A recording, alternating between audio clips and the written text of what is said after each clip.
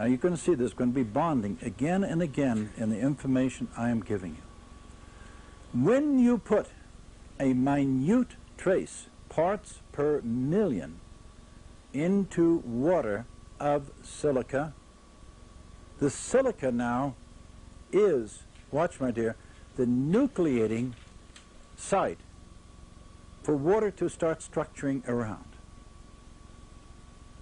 The oxygen atoms now have excess charges and exactly the balance that the hydrogen atoms have in their proton and the positive charge. They have a excess electron, and so they will give in balance. So the hydrogen will bond to the oxygen and the silicon dioxide and form a structure.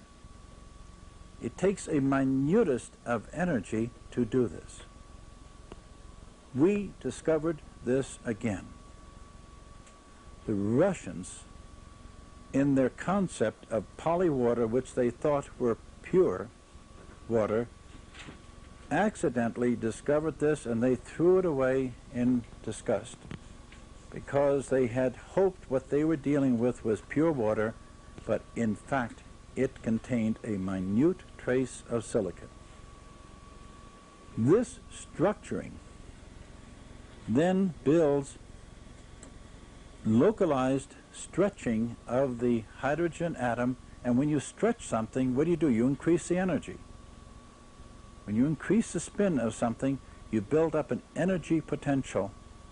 And so what it can do, it can come back to normal and give up that energy as electronic, photonic, or light, or pure vibration, or sound.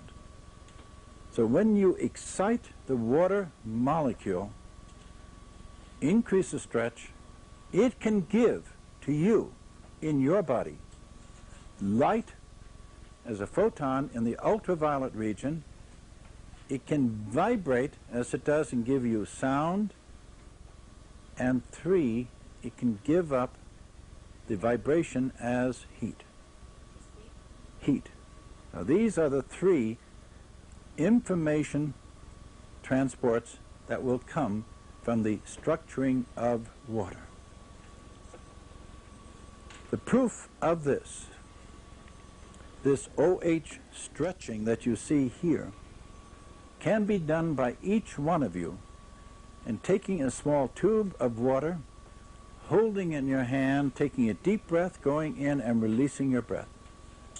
When you look at that water in the near infrared region of the spectrum, you will find 2 additional bands which exactly correspond to this OH stretch. What is a crystal? A crystal is an assemblage of molecules which form a unit cell of its identity in space, and from that unit cell a consciousness is given to it, a soul if you want. Once that soul enters that unit cell, it draws to itself the replication of its image. We speak of man being made to the image and likeness of God. We can see that in action when you grow crystals. I've grown thousands of them. It's the most exciting thing you can involve yourself with. You first must develop a seed crystal. That is, you let matter go into a state of solution. You take water, you dissolve salt, sodium chloride, in the water. A salt is a crystal. When it's in solution, it is clear, transparent, light will pass through it with no distortion except the normal refraction of the change in refractive index from the glass vessel to the water. You then evaporate the water down to a point where you get to supersaturation. Now, what does supersaturation mean? It means that the water molecules moving around in the sodium chloride molecules moving around in the water are getting closer and closer together. And finally, supersaturation is these molecules are bumping. The free space has been reduced and they hit. When they hit, energy takes place, exchange, and they start then to, the next moment they hit, they fuse. They lock into place and you get what we call precipitation. It falls out of solution. Supersaturation. When they fall out of solution, that precipitation is a polycrystal. Poly means many different directions. Now you take a polycrystalline particle, you take one under the microscope and you pull a single crystal of one of these little tiny crystals out, and you mount it on the tip of a wire, silver wire or copper as well. You then put it into a saturated solution. That means that these molecules are jiggling together, but they're not bumping or crowding into each other.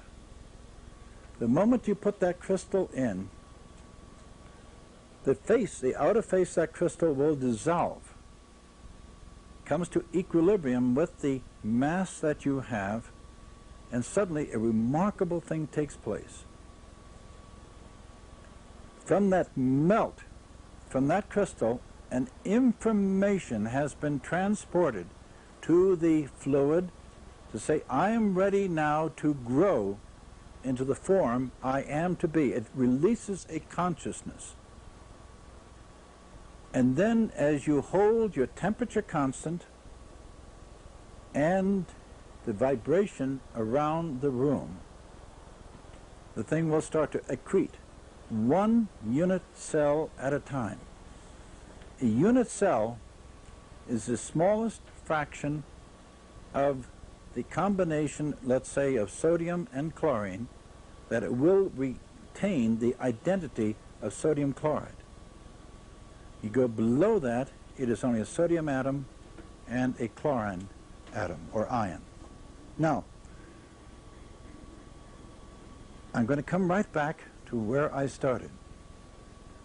I made, in 1961, a major discovery that I could grow crystals precisely when I applied sound to them.